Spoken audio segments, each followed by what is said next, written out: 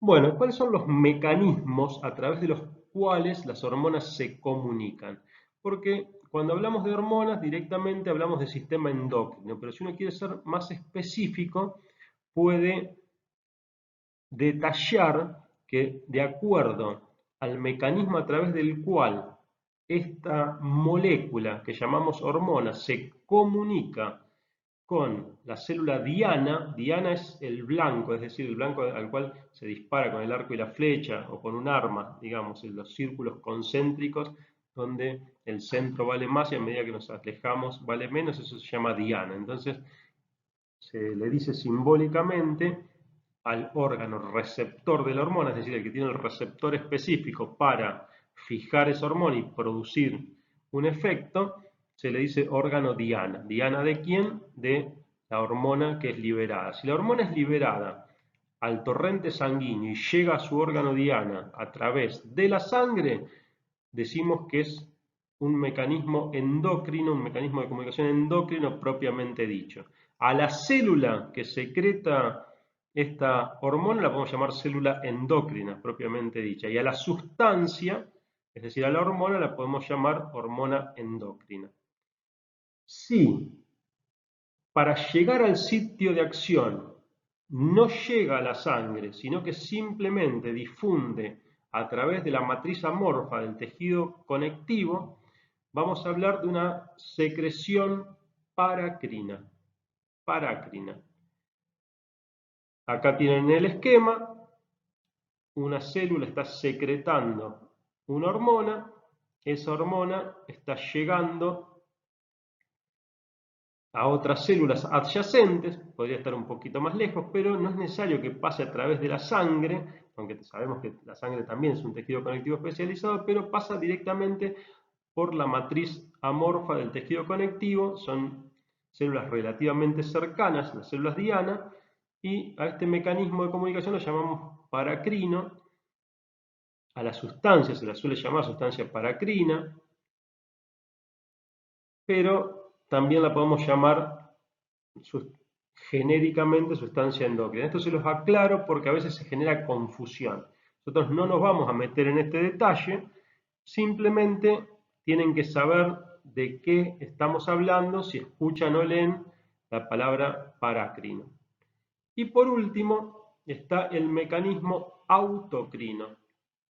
Autocrino, que decir, auto a sí mismo, quiere decir que la misma célula que secreta la hormona, esta molécula, digamos, con propiedades estimulantes o inhibitorias, va a actuar sobre ella misma por un receptor externo.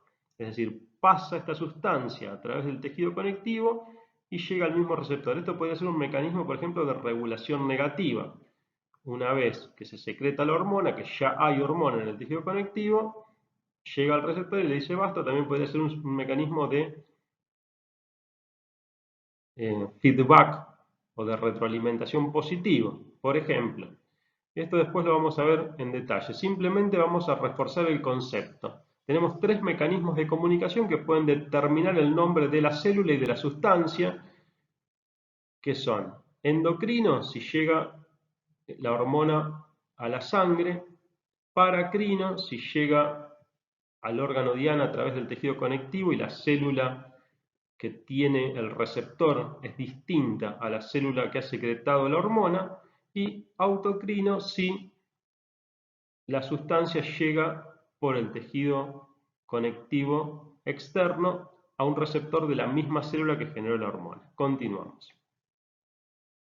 Bueno, entonces para reforzar esto que les venía diciendo en la diapositiva anterior de los mecanismos de comunicación, les hice un resumen de todos los mecanismos de comunicación intercelular químicos.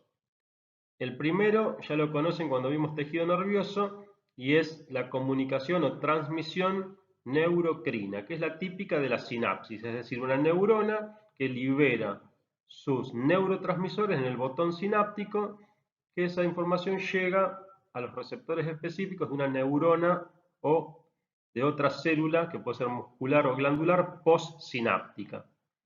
Después está la transmisión clásicamente endocrina, que es, como les expliqué recién, estrictamente endocrino, es cuando la hormona se libera al torrente sanguíneo y desde ahí alcanza a las células efectoras.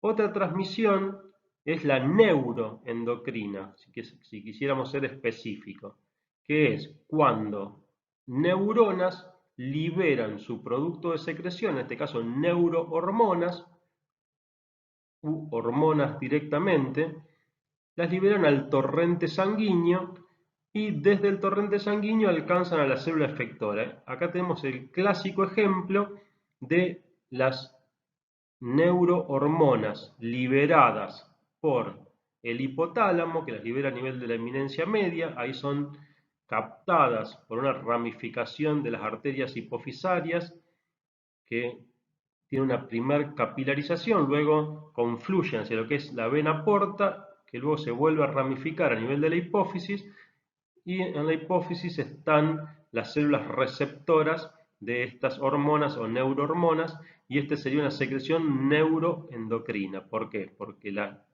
neurona produce una sustancia que la libera al torrente sanguíneo.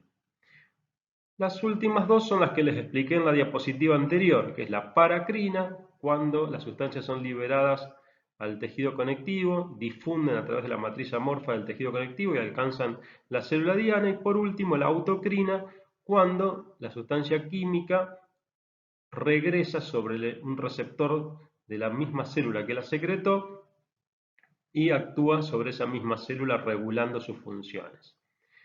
Yo sé que esta diapositiva tiene demasiadas palabras y que no es adecuada para un video, pero se los puse porque al estar en cuarentena, en pandemia y al no haber apuntes escritos, yo sé que esto ustedes lo usan como apunte, por eso también se los mando en PDF, con lo cual les quería aclarar esta situación.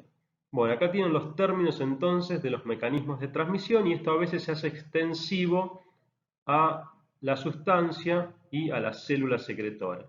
Lo importante es que generalmente cuando no aclaramos a todos estos mecanismos, a excepción de la neurocrina, es decir, que esto sí lo llamamos una sinapsis y una comunicación neuronal o interneuronal, cuando no aclaramos todas las de abajo, la endocrina, la neuroendocrina, la paracrina y la autocrina, las usamos indistintamente con el término endocrina. Continuamos.